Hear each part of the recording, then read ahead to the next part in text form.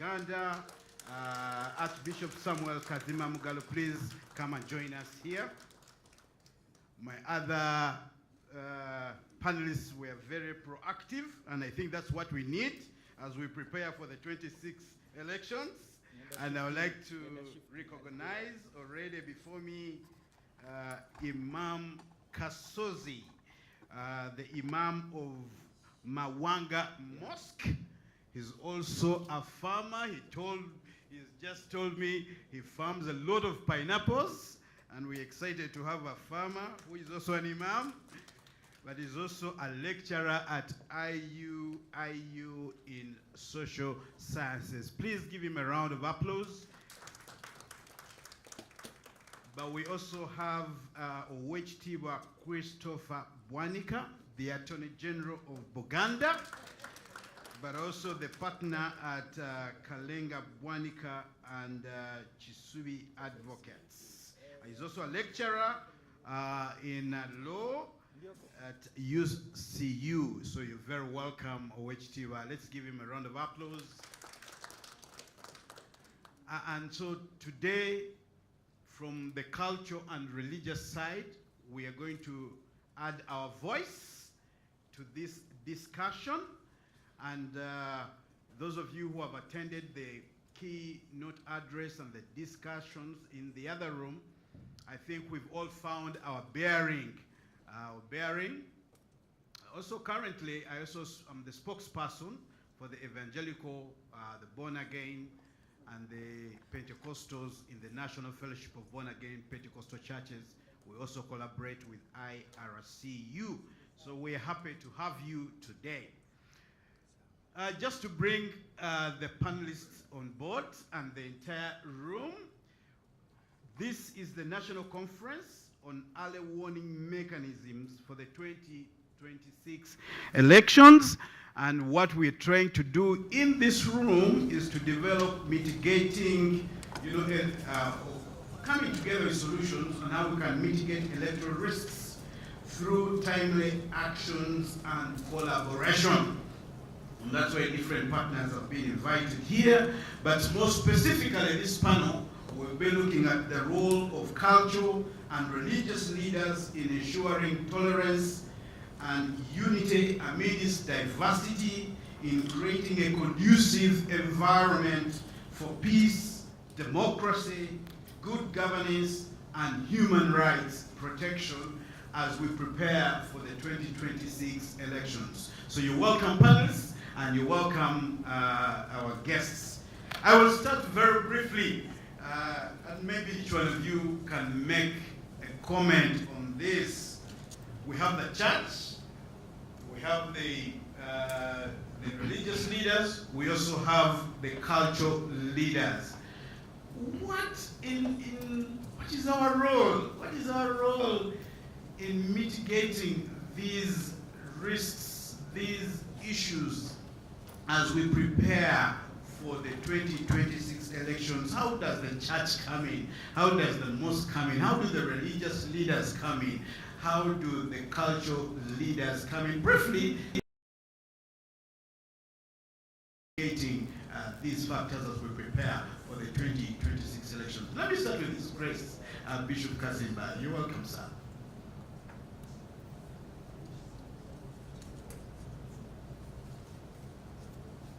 Thank you so much, moderator. And each one of you are present. I want to appreciate you for inviting us to be part of this. Definitely, we have a God-given mandate to ensure that God's people experience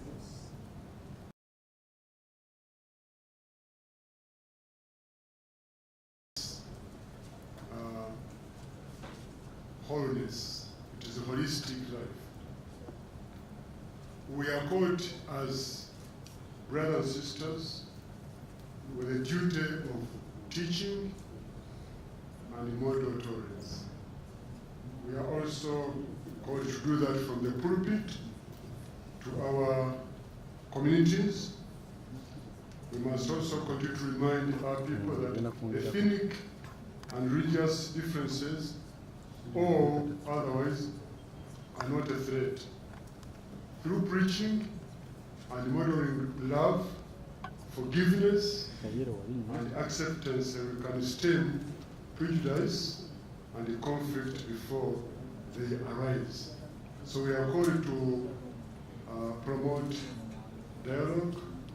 We are called to promote love, forgiveness amongst one another. And we do that by using pulpit, God's word, and also the authority given to us from the Lord. Thank you very much, His Grace. I'll invite Imam to also give his opening remarks in relation to that. What is our role in this process? Thank you very much. Good morning, everybody. We have been referred to as religious leaders. And before we are asked what is our role, it is important for us to say what is the role of religion and its purpose. What is the purpose of religion? And why did Allah, the Creator, choose for us religion as a way of communicating to Him?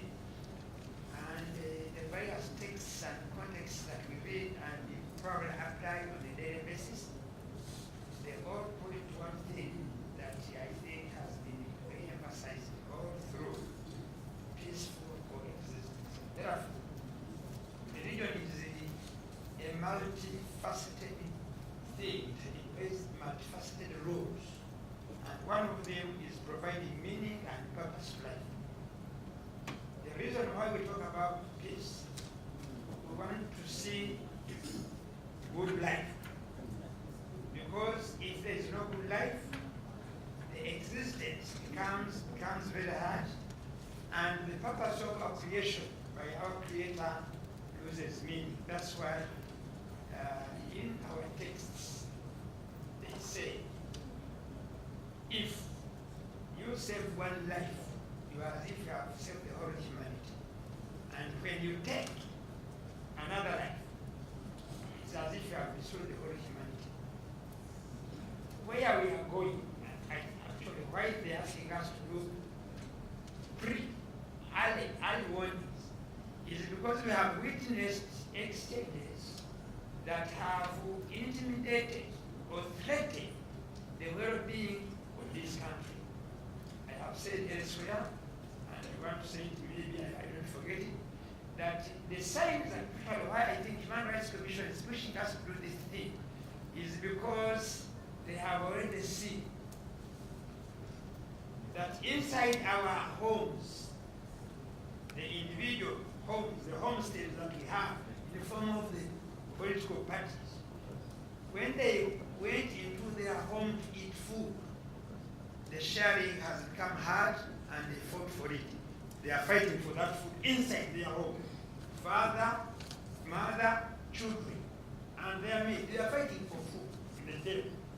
So I think the population should worry that when this food is taken out to be shared by the different homesteads, what will happen? So when we see what is going on internally in the various political institutions, it threatens the future. And therefore that's why we are saying that we have to play that role for the purpose of ensuring that, so that we can foster what we call social unity and stability. So that we can call for social justice. Yes. So that we can call for the bigger thing we want to talk about, which is tolerance, which we shall maybe handle. Yes. Lastly, the religion acts as an agent of social control, promoting well-being and motivating positive social change or positive peace, probably as my OB, Professor Anderson, put it. Yes. Positive. Thank you very much. Thank you very much, Imam Kasuzi. As a way of your opening remarks, OHT Christopher Wanika, please give your remarks on what is our role and for you specifically from a cultural institution. Thank you very much.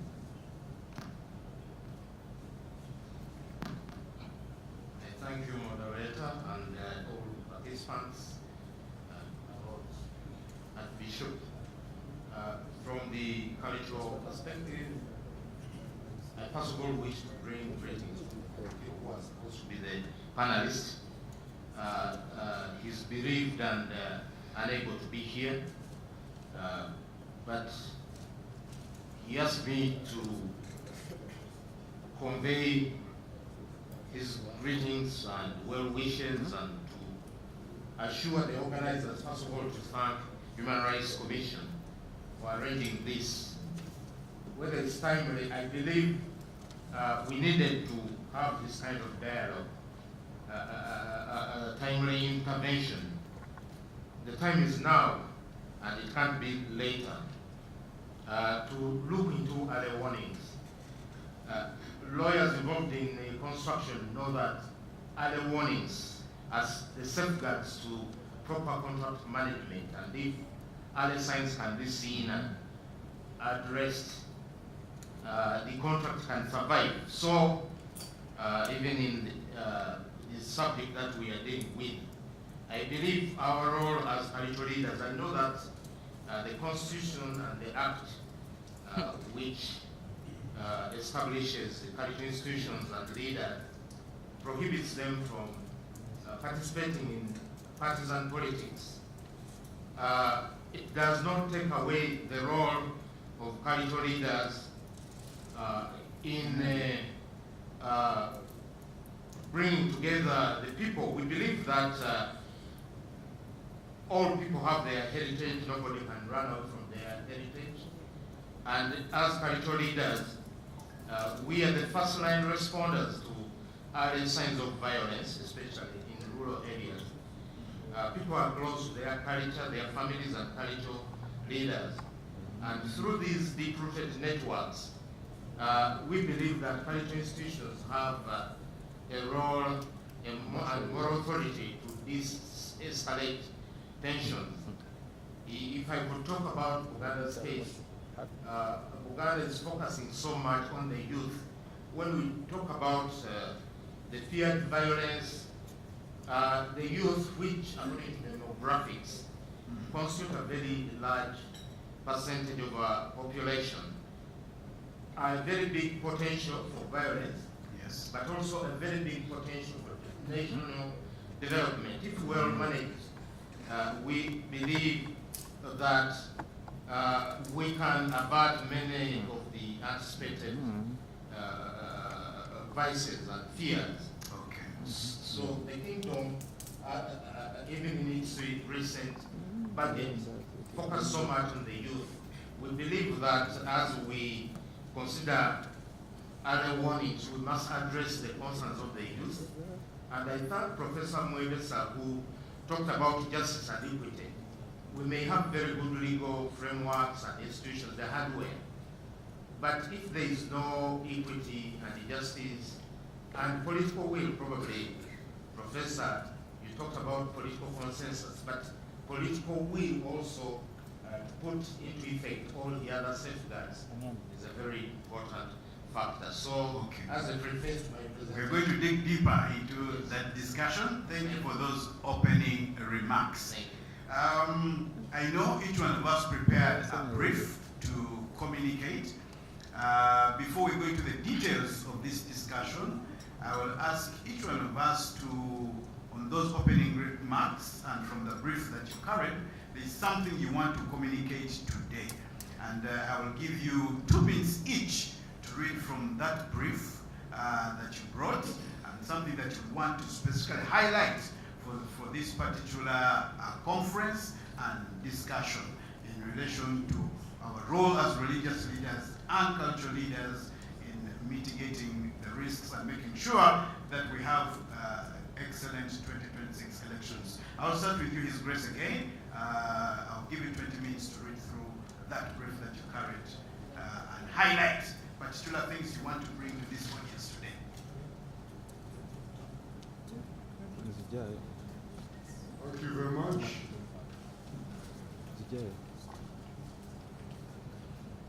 I want to appreciate you, moderator, and all those people here present. We need to know that Uganda, our beloved nation, is richly blessed with ethnic, cultural, and religious diversity. These differences, when embraced respectively and collectively, become building blocks of national identity and shared prosperity. As religious leaders, of course together with cultural leaders, we are uniquely positioned to guide our communities toward this vision. As the Bible reminds us in Romans chapter 12, verse 18, if it's possible, as far as it depends on you, live at peace with everyone. This is the spirit we need. As one wise person said, peace is not just an absence of conflict, but as a commitment to coexistence and cooperation. Despite different traditions, faith, and cultures, we all believe in the values of compassion, justice, and human dignity. As religious leaders, we are custodians of these moral values. By uplifting what unites us rather than what divides us, we lay the foundation for a strong, united Uganda. Unity does not mean uniformity. It means appreciating our diversity while embracing our common humanity. As religious leaders, but also cultural leaders, we must model interfaith and intercultural cooperation. As you may all know, I am not only Archbishop of the Church of Uganda, but I am also the chairperson of the Interreligious Council of Uganda, and also a member of the Uganda Joint Christian Council. Together, we have responded to natural challenges and from health crisis to elections by standing with one voice for peace and shared well-being. Peace begins at the grassroots, in homes, places of worship, and cultural communities. Our voices carry weight and influence. In times of political or social tension, we must be bridge builders. We must call for calm and dialogue, not confrontation. That's our role. Uganda has made great strides in peace building, especially in areas once affected by conflict. But peace is not a one-day achievement. It must be nurtured. Conflicts are not just resolved, but transformed. As leaders, let us continue offering spaces for truth-telling, forgiveness, national healing, and national dialogue. We need to put in place mechanisms for dialogue. We need to dialogue on issues that hurt us as a people.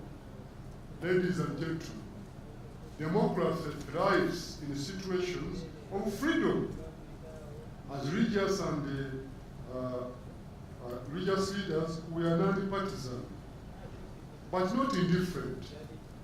We must encourage civic participation, especially among youth and women. Let us teach that voting is not just a right, but a sacred duty to shape the future of our nation. Let us also continue advocating for fair electoral processes and accountability from all leaders.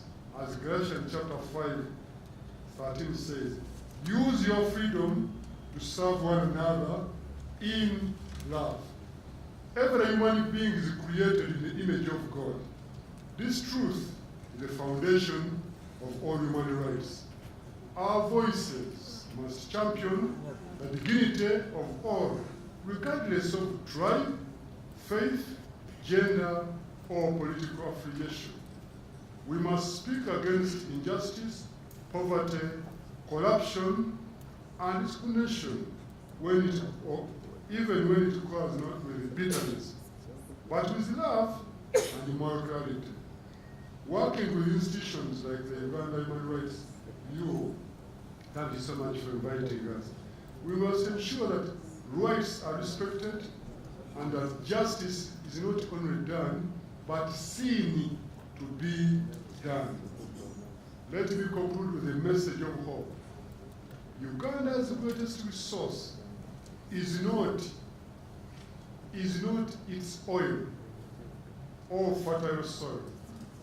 It is its people and the moral leadership of those who guide them.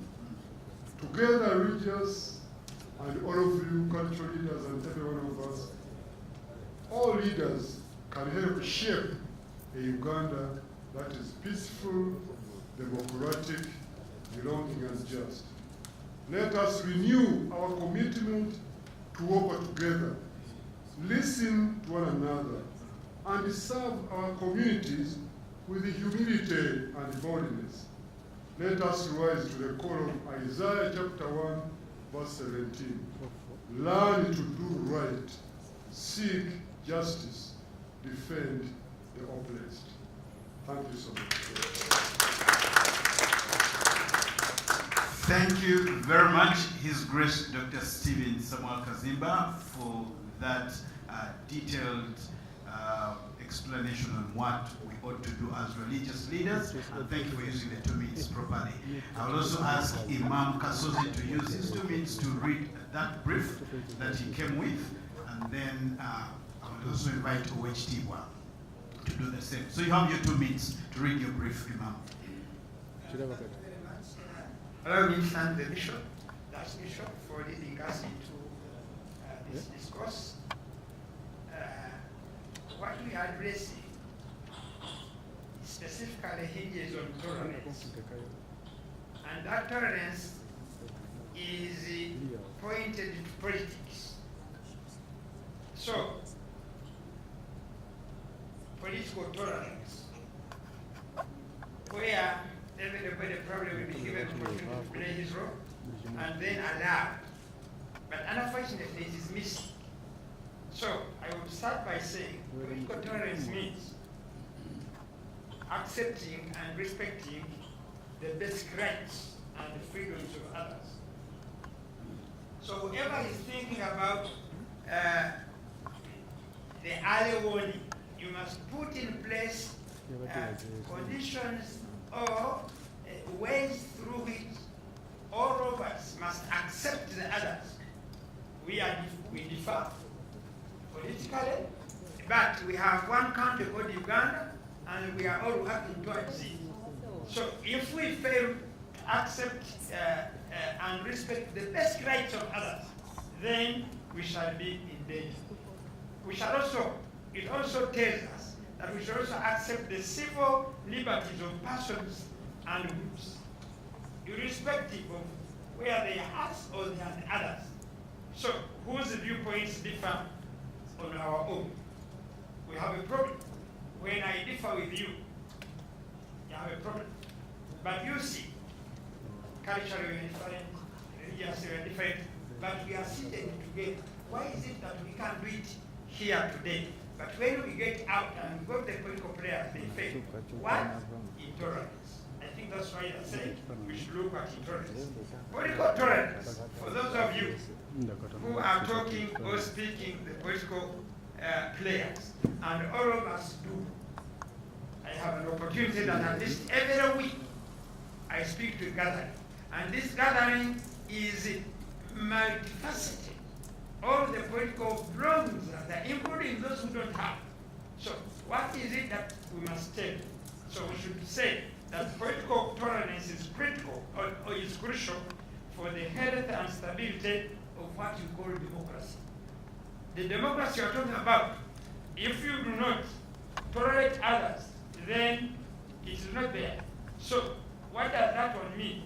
It involves accepting, respecting the rights and freedoms of individuals and groups with defined views or defined viewpoints, thereby fostering what we call a society where diverse ideas can be expressed and debated openly without fear or suppression, or fear of suppression. Where we are living, Yes. even if it was good ideas, they are fearing to put them across. My OB in his communication, he said, when he was talking about mediation, he said probably the academia should get involved. There is no disappointing group of people in this country like the academia in shaping the future of this country through looking at choices. What is their problem? When I was a student at the university, a professor was proud to be called a professor because he was professing knowledge. These days, professors have subjected themselves to the general crowd. A professor of economics, whereas you don't have even a building in Kampala, and then he begins to look at the building.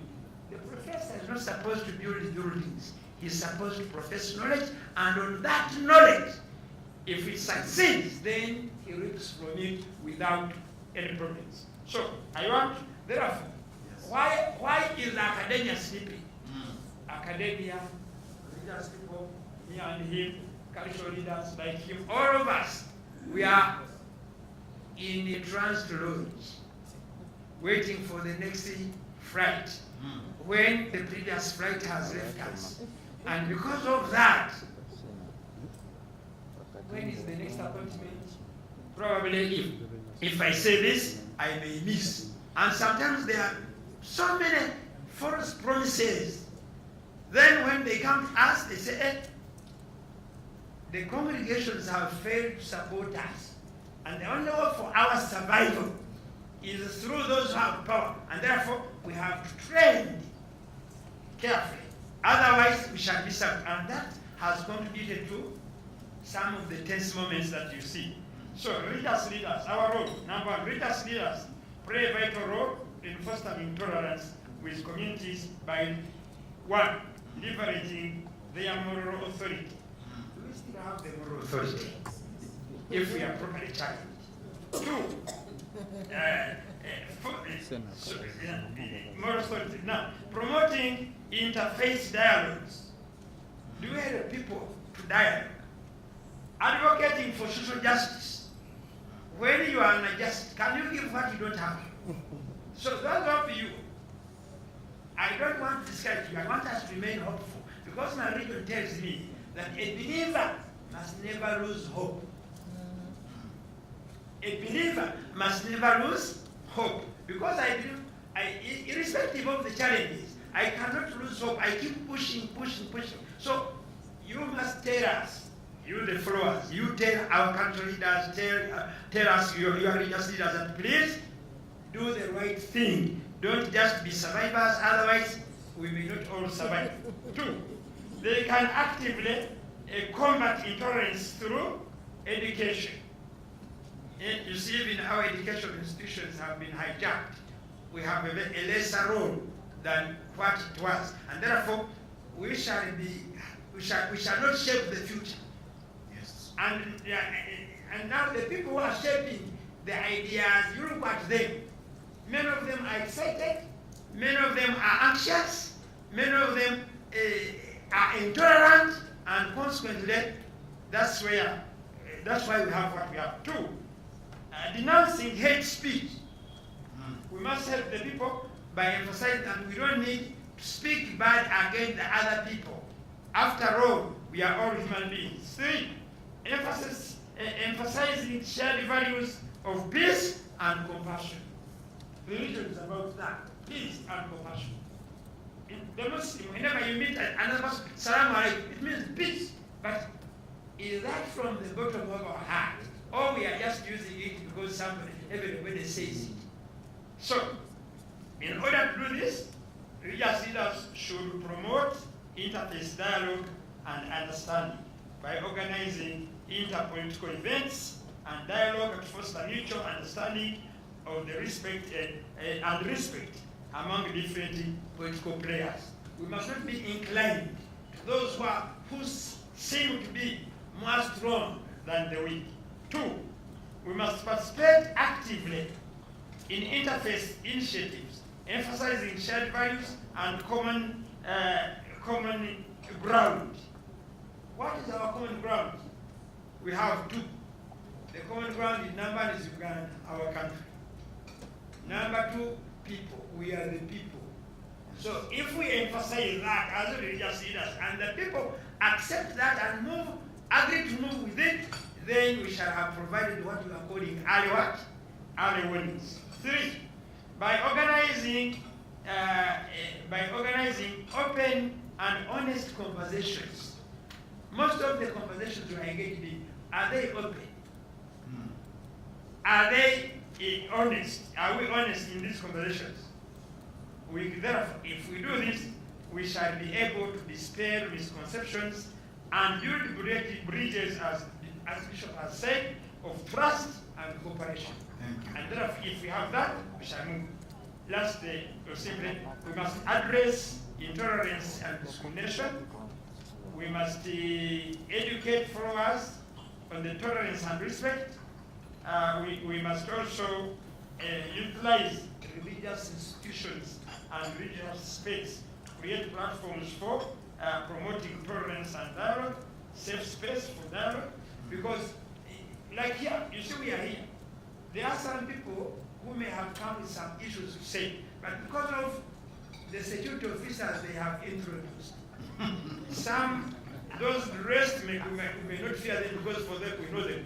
But those who are, like, there's a captain, you cannot know he's a captain. But he introduced himself. So the moment you say, these are also, and then we fear. So if we are going to have a better situation, let us rediscover ourselves and get out of fear which we are living in, and 2, let us not put ourselves into that the connecting, what I call it, what? A waiting load, waiting for the next flight. Yeah, okay? The moment we get out of that, we shall be what we are. Therefore, in Islam, religion tells us, in the Quran, God says, it's text, and then I will just give it. Inna Allah la yughayyiru ma bi qawmin hatta yughayyiru ma bi anfusihim. The Allah, the Creator, God the Almighty, will never change a state of any community until the community changes what is in their heart. What is in the heart of the Ugandans? What is our mindset towards political leaders? Yes. Politics. If we don't change that, we are trying to dig out plants on Olwazi. Thank you very much. Thank you so much. Let's appreciate Imam for those wonderful remarks. And now I will ask Owechitiibwa Bwanika, the Uganda Attorney General, to also give his brief in the 2 minutes. Thank you. Am I on the mic? Yes. Thank you very much, moderator, my Lord, my Archbishop, and my OB, Imam Kasozi, with whom we shared the residency at Northford Hall. I share all the views expressed, and on behalf of Uganda Kingdom, once again, I want to say that cultural institutions like Kingdom of Uganda and others, like Inachori and other areas, have for centuries played a pivotal role in promoting social cohesion, mediating conflict, and preserving identity amidst diversity. And Uganda is a very good example of a cultural institution which has been central and stabilizing force in Uganda, which has offered a unique model of traditional governance which supports democracy, peace, and the protection of human dignity. This cultural institution has built its governance on hope, Imam Kasus has spoken about hope. Amidst many challenges, we still hold hope, even taking the glass metaphor used by Professor. We still believe that there is hope in making things better and should not give up. As leaders, as spiritual leaders, we must give hope to our people. That's what the leadership tells us. And we believe that even in this venture of planning for the 2026 election, spiritual leaders are relevant and should give hope to the people. Uganda has welcomed and integrated diverse communities, tribes, and faiths in urban and peri-urban areas like Kampala and Mukono. And that is a very good sign that we can use as Ugandans to understand that Uganda is for all of us and we can live and coexist peacefully. Just like our multi-land structures reflect the diversity in practice, even on a wider scale, I think Ugandans can come to a consensus to live together. So this is a joint effort. As spiritual leaders, we have also to carry out civic education and peace messaging. In Uganda, we have cultural events like Burundi Wansi and other activities where we bring together people and talk to them. We believe and are committed to talk peace and continue in non-partisan civic messaging, which encourages responsibility, dialogue, but also peaceful engagement, which is our culture. Institutional stability and conflict prevention. We have structures among the Batakas, the courts, clan elders, just like the Atori's Matterport. And we believe that these structures can be used to help to resolve disputes before they escalate. I mentioned earlier on in my opening remarks that we have the youth question. The youth should not be looked at as a problem. When we call them a problem, they may believe that they are a problem, yet they are very big potential. They just need management. As spiritual leaders, our focus, I reiterate, is so much on the youth. Our budgets are focusing on the youth. If we solve the youth problem, we believe that we can solve a big national problem, tap this resource into other developmental activities. If the youth are redundant, they can easily be swayed in the crime and hooliganism. So, if you want stability and peace in our country, we must plan for the youth. If they are guided well, even social media, which is a problem, especially in the period that we are looking at ahead, they can be used to use that technology, to use those resources for the stabilization of the country. The cultural leaders in the coming elections are expected to promote peaceful participation. And as Uganda, we think that cultural leaders should encourage issue-based politics over identity politics. Uganda may be looked at as emphasizing identity so much, but I want to emphasize it here that issue-based politics is what we think all cultural institutions should advocate for. Along those lines, we in Uganda want to champion Ubuntu Bulamu, or Ubuntu, which in English I think we'll call shared humanity, which aligns national goals for peaceful elections. We can play a very critical role in preventing electoral violence as first-line responders to early warnings. We engage with people at the grassroots, and we can be part of that intelligence network to identify risks and the early signs. And we are committed to working with the state using the deep-rooted networks and moral authority to de-escalate tension. My colleagues, earlier speakers, talked about supporting good governance and human rights. I don't need to repeat so much of that, but we have strict structures built on accountability, justice, and community service. I want to emphasize that we need to advocate for equity, participation, and respect for the rule of law as foundations of the rights of a respecting state. Conclusion? In my conclusion, I want to say, just 1 minute. I want to say that Uganda believes in a Uganda where diversity is celebrated, peace is protected, and citizens are empowered. As the 2026 elections approach, Uganda calls on political actors to exercise restraint and respect for cultural institutions and all other groups. Let us appreciate our differences, but remember that we all live and belong to this one country, Uganda. The state should work collaboratively with cultural leaders as peace partners, not as competitors. The public should draw on our shared African values to reject hate, division, and lawlessness. In Uganda we say amani gogo tugasangibwa mu kwegatta fenna tukola fenna ne tulabula fenna. Amina. For God and my country. Thank you very much.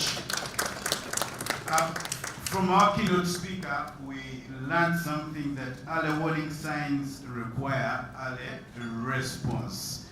And we noticed that during this time, some words change meaning. We've had words like basement change meaning. We've had things, people learning different language forcefully. We've had many of these things. Are these early warning signs?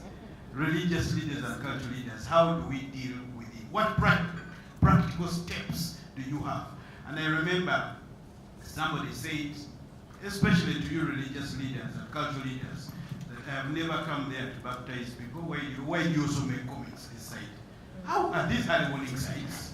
What is your comment on this? What practical steps do we have as religious leaders and cultural leaders in the midst of moral authority, tolerance, and making sure we have good elections?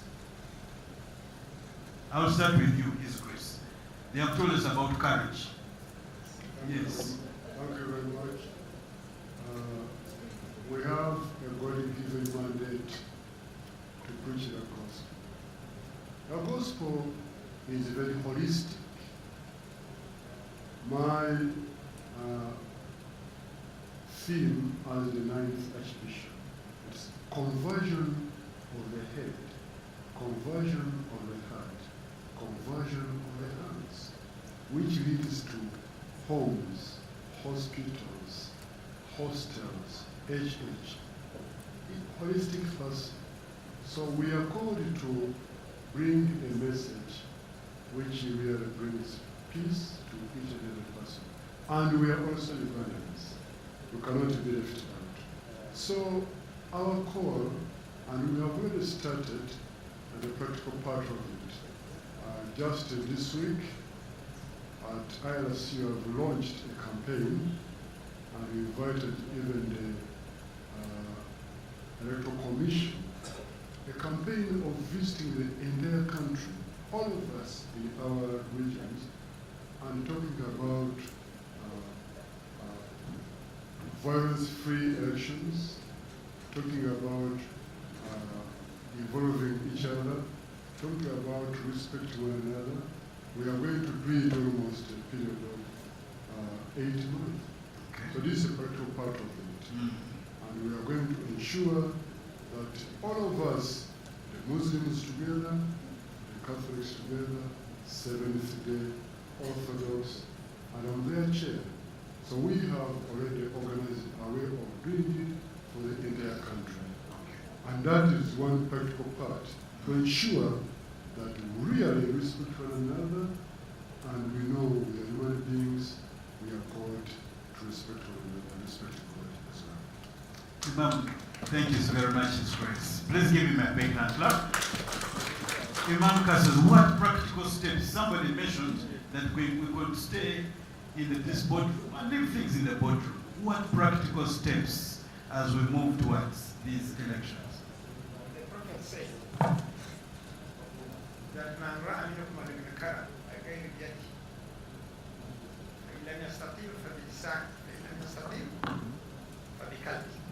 That whoever sees anything negative, bad, evil, he should change it using his hand.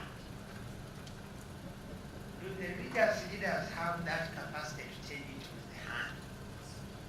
Probably they would have. But unfortunately, we threw ourselves into the hands of the people and we decided, or we chose to be survivors. And because of that factor, we are even afraid. After all, the people who are talking are saying what we say, that ones who are managing the instruments of coercion, whereas the religious leaders are supposed to be peace builders through persuasion. So, in the factor that we are not able to use our force, can we use our tongue? I think we should come out seriously to speak about and campaign against all those negative statements, because we are living in a hope. About some Fridays back, I was preaching at my mosque, and the head of state was passing by. His guards were afraid, and actually the vehicles had parked on the road. Prayer was going on, what to do? They had to walk up to the gate of the mosque and they spoke to some attendant. What is the problem? They said, no, tell them to come and remove their cars from the road because the president is going to pass. This man comes to the pulpit. Fortunately, I was the one giving the sermon. And I listened, I said, okay, I've heard. But now I communicate to the security people. Please go and tell the head of state to stop fearing the people he leads. So the only way of removing that is to stop. The leaders must not stop fearing the people they lead. They should stop lying to us. They should stop cheating us. The moment those are solved, everybody will be free. I have lived alone because President Museveni came when I was old enough. I was already working. And I know the situation for the first maybe 2 3 years that was ensured. When I see that even somebody crossing the road on foot is threatened, it becomes dangerous to me. And I said, okay, communicate. We are going to pray for you. You will pass peacefully. And indeed, he passed peacefully, and nothing happened. Practical steps. Because, yes, because the reason is because we are fearing to tell the head of state and the people that this is what we are doing is not right. And also the other political leaders, we are fearing. Especially now that, you know, there is a group that has coined a very bad word. I wouldn't want to say it in public, but let me say it. That a God, a God. And everybody now fears of a God. And then even when he has the right to you to say, he says, hey, these boys on social media will abuse me. So when they abuse you, so what? Tell the people the right thing. The rest, pray the Almighty to protect you. After all, he is the one. He's the one. He has all powers. And one time I told people, okay, are you not certain? I told them, no. One day somebody will send you to come and pick me. God will stop you on the way before you reach me. Thank you. And go and remain alive. If you have that confidence, you have character, you have charisma. Yes. The last thing I want to say Yes. is that let us intensify civic society, not only to the voters, even to the leaders, because the leaders, I am also a leader, we have reached a stage of fearing even our shades, our shadows. Our shadows. We even fear them. And the moment you are fearful, you are in trouble. the last thing. We should help those who we have empowered to get out of state of hopelessness. Okay. Our MPs, I don't know how many we have here, they are hopeless. They have no hope. I am used to speaking English. I am not using it as an abusive word. So allow me to explain it so that you understand what I mean. Briefly, ma'am. When you are in a state of hopelessness, nothing you can do. For example, when they were debating the UPDF Amendment Act, one group walked out, another group remained. Both of them were hopeless. Those who passed the law were hopeless, and those who got out were hopeless. Why? Even when we stay, it will pass. Hopelessness. If we don't pass it, our boss may look at us bad, state of hopelessness. So let us go back to a state of being hopeful, and we will discover ourselves. We shall help this country. That's what I can say. Thank you very much. Other warning signs require other response. OHT was stay on your side. Let us also stay on our side. What steps do you have there? In a state where, trust has waned, I believe we need to find ways of rebuilding the trust, because all these arrangements in place, it's not lack of legislation, lack of the hardware or infrastructure, but lack of trust and political goodwill. I believe practical steps that should be taken is to intensify dialogue that will rebuild trust between the various groups, the various people, the state, the people in charge, with cultural institutions and others. That dialogue existed, but over time I think it waned. And I believe that we do not have many other options but to intensify and continue that dialogue, because we can't use coercive means, and we would be against the law to think about other means. So what is left at our disposal? Intensify dialogue to make others appreciate that Uganda is for all of us, and it's not the mighty which is right. I want to borrow from Professor Andelesa, but it's just tolerance, what we are here to deal with. Yes. I think that's the most practical approach. Thank you very much. So we hear prayer, practical steps, tolerance with each other, values, and working together and collaborating with other institutions. I'm going to open up members from the audience specifically to ask a question or a comment on religion and culture. Specifically on that, you have 1 minute, and I can see a hand up there. Dr. Reza, please, if there's a microphone close to you, just raise that question specifically on religion and culture. Thank you, Chair. Yes, my voice, hopefully, is still audible. There's a microphone coming. Yes. Thank you, because I am proudly an academic, although. And they said you're sleeping. Yes. So, question number 1 to Imam Kasozi. How should the academia, apart from knowledge production, mentorship, and teaching, do better? Thank you very much. Number 2, to OHT Uganda. I've always believed that kingdoms, especially the Uganda kingdom, wields a lot of social power. What do you think the kingdom can practically do? What should we, when we leave this place, what shall we say the kingdom is doing to engage at the grassroots? I know there is a law that prevents traditional institutions from doing certain things. Yes. But what are they doing? For example, the Exagat, I hope it's the right pronunciation.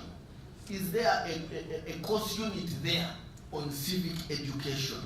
You know, I would like to know that that's what the kingdom is doing, and we can then log in and support the kingdom in that area. Then to His Grace, are there counseling services being provided to those who participate in elections before and after.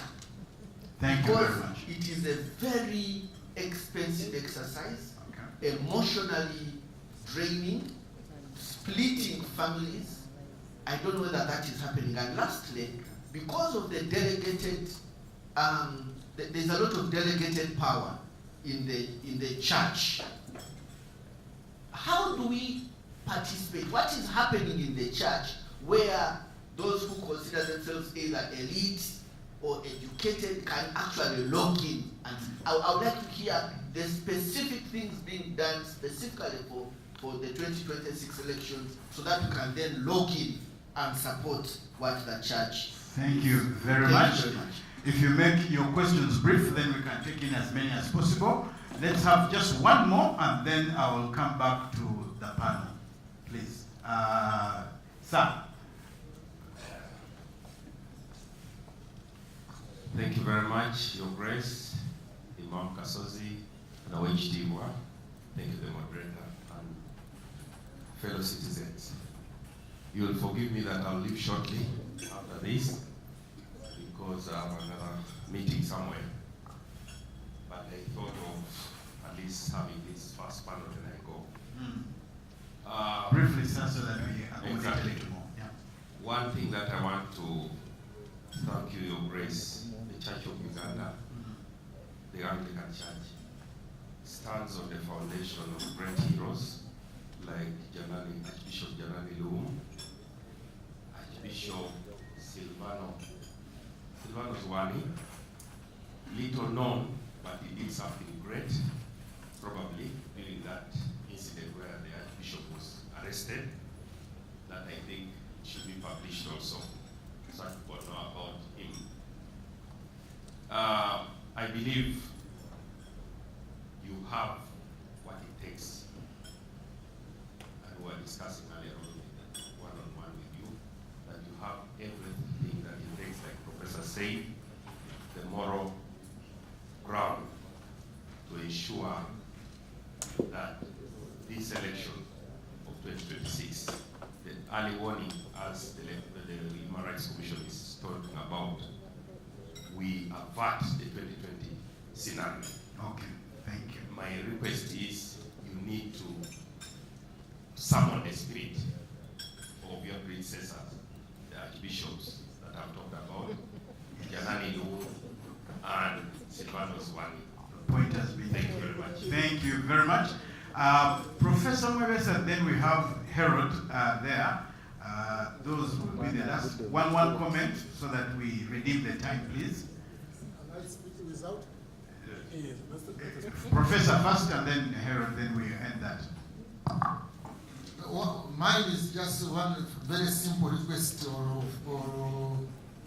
wanting to find out from His Grace as to whether they have a center for mediation, for conflict mediation already, a structure, an institutionalized mediation, not a one-off, but a full-time center for mediation. If it is not there, can it be established? If it is established, how come we have not heard about it? Thank you very much. Thank you for being very brief. Herod, please say something briefly, and then His Grace and the panelists will respond. Thank you so much. When I read the list of the panel, actually I had come here to help those who would want to be arrested, so that I defend them. Because in the country we live, we have been told that this is a no-go zone for religious leaders and cultural leaders. I am happy that they came today to discuss these issues. I'm only disappointed that when I look around, I don't see NRM people who represent Mr. Museveni. Possibly the soldiers will be the right people to defend, to convey our message. Some years back, there was a project called the National Dialogue, which was spearheaded by religious leaders. I think I would want an update from that bishop where that project ended. Thank you very much. An update for the national Then, yes. lastly, I don't know if it goes to them. We are talking about mitigation. We don't want to talk about the causes. You know, for me, I'm interested in the causes. We want to have solutions but we don't want to look at the causes of the problems on how we got here. Thank you. Thank you very, very much. I will come back to my panelists. His Grace, it seems all the questions, most of them came to you, and I'll give you the first opportunity to respond to the national dialogue. Where did it end?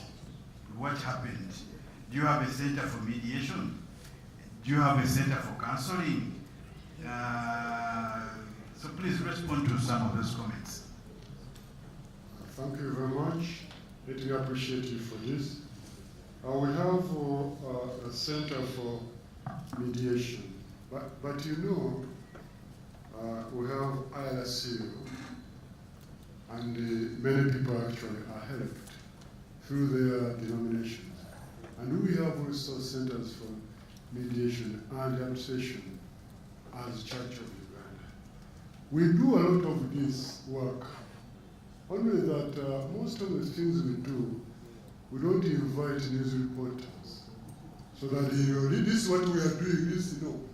We are supposed to do our work with integrity and honesty, and also respect the people we are dealing with.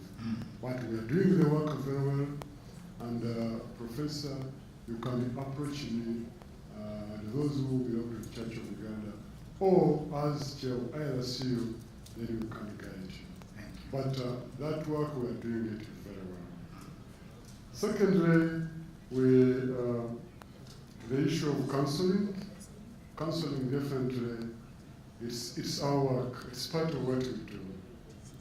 Every now and again we do counseling, and the launching you have heard, we are going to be meeting all people of different categories, politicians, candidates, and also the youth, the women.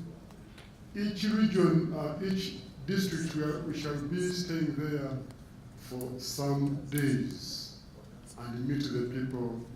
We meet this group, and give them counseling. But there's also a unit, because we have gone through the training and more will be trained, to help those who have not gone through the elections, to know that that's not the end of it all. Life will continue. Yes. So that is part of our package in the campaign that we launched to help our people. The national dialogue, definitely, the dialogue involves all the stakeholders. And we keep on, invite these ones are not willing, these ones. So work is in progress. Okay. It hasn't stopped. Thank you very much. Great. The gentleman also mentioned tap into the Janan womb spirit. Are we tapping into it, or he died with that courage? We are not actually.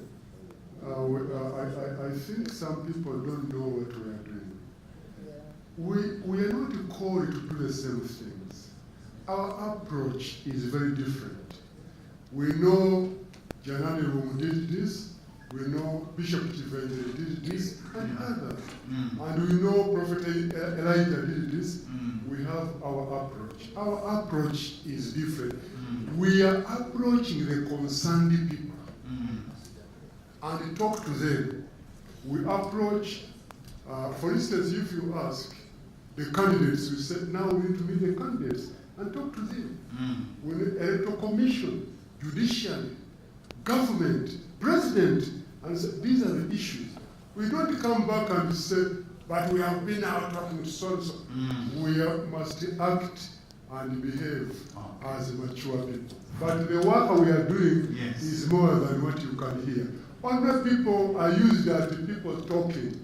The way we do things is very, very important. Meeting the people, and you see the impact is great. Thank you very much.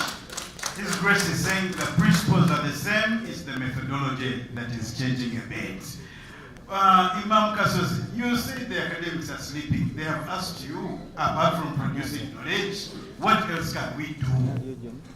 Fortunately, I am part of them.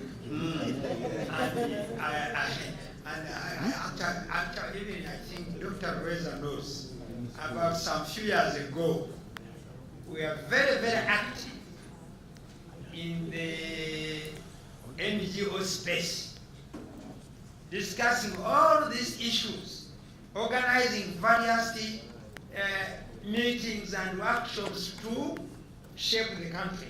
Today, all the universities are dormant. The vice chancellors have become head prefects. That's the reality. If you ask him in his, if I asked him in the law school, in the law school, where I knew him from, and the engagement of people then, the Olukas, the Basinjes, the Tamalis Livia, and themselves. Today, what engagement are we involved in as academic institutions?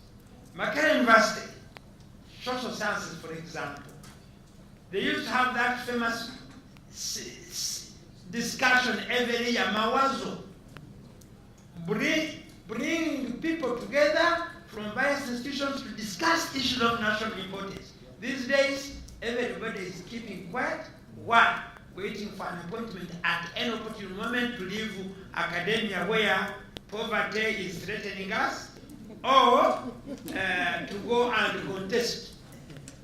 I have, for example, my professor who taught me in the 80s.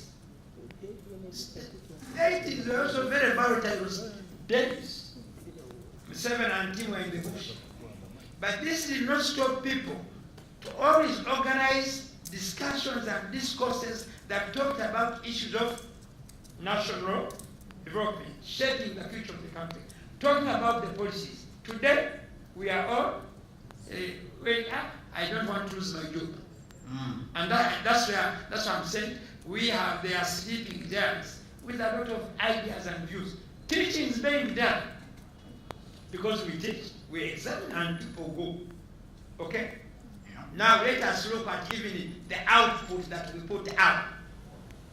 What is their contribution? People, instead of going to work for building the nation, everybody is looking. One, like Kawempe South has, I think, about 10 contestants that all of them are looking for MPship. About 6 of them from the same political organization. That means that discussion, discourse, and debate has died. Two. So we resurrect that. So we need to resurrect that, and we need to tell the institutions of higher learning that your role is to ignite society so that society can transform. That is my view. Okay. Two, about causes, for example. I want to say briefly, because our time is intolerance. One of the causes of where you are is intolerance. Two, impunity. People are doing things and with a lot of impunity. That's why you quoted that somebody is under my basement learning some other language. Even if you fear to say it. He said, learning in Nyankoli. You see, that was so abusive to Ugandans because, and he's still even CDF and people even call him CDF. To me, where fortunately he said that he was teaching the people in Nyankole. I studied in Chungai School. The Nyankole have a saying that a man is judged by his manhood. You see, omushiza avaraki, they say abiyetera, you can say you can help me. But is that how many behave that I am under my basement teaching Nyankole? And we all kept quiet. 3, we want corruption. 4, mistrust. There is a lot of mistrust. Bishop will come here and say things when we go back in our heart of hearts and say, hey, why did the bishop say like that? There is mistrust. We are behaving like peasants. because peasants, they mistrust everything they see because of fear. Lastly, Yes. discrimination. There is a lot of discrimination against each other, to the extent that we are failing to build the nation. You see, that's why I think Professor Mwebesa rightly said the hardware is there, but the software is lacking. Okay. Even mentioned countries that were strong that absent. Uganda is the similar pipeline. If we don't help it, which we are actually our peace is peace of negativity, as he put it. You know, how do I respond to Imam? How do I respond to my cultural leader? How do I respond to my religious leader? Then how do I respond or talk about that one who holds the means of worship? So that's why I always, my phrase is, let us rediscover ourselves. Each of us, rediscover yourself, play your role from your own family as you go up. By the time, so that even the children will nurture, by the time they come to occupy these places, they play up. They come to politics of positions. Yes. I don't know how many times, Pastor Imam, go and stand. He said, to stand what? To become MP. And I tell them, MP, you are degrading me. Because MPs come to me for support, for guidance. Now, how do you say I go to sit with them? No. For that matter, I can't, especially when the parliament has 500 what? MPs. But when they say it is 80, when they declare Uganda 8 up to 100, I will contest. The point has been made. Rediscover. That is my thinking. And I'm very honest thinking. Yes, sir. That we don't have parliament, we don't have political institutions, we are only having the meeting places like we are meeting here. The moment we get out of here, everybody will go to his home, his place, and they say, we are at Protoa. What do you discuss? We are discussing of any impact? Maybe yes, maybe largely no. Okay. Oweekitiibwa, what is Buganda government doing, the kingdom, and the plenary they asked, give us practical steps. In Sakat, is there, do you teach people these civil rights? Please go on very briefly as we come into a close of this panel. Thank you very much. Our panel chair, when Mr. Kaija was presenting, he mentioned that he was surprised that religious leaders are here and political leaders, yet the law does not allow them to. Not the law, somebody had actually said, you guys keep in your lane. Partisan politics. We are here because of the relevance of the roles to execute duties and roles which are not prohibited by the law. Dr. Rupeza asked about what we are doing to leverage our social power in practical terms. Yes. Indeed, Uganda Kingdom established a statistics unit to establish figures and numbers, and we know from the figures and numbers that this social power is there because the kingdom has many followers within and outside Uganda. The kingdom has many programs, not to teach only Baganda, but people of Uganda in many areas. We hold boot camps. Nabagereka's Sakat is one of them. Among those programs include human rights and the civil education, of course, with the caveat of not transcending into the area which is prohibited of partisan politics. So those structures are there. We enter into several memorandum of understanding with the central government and other organizations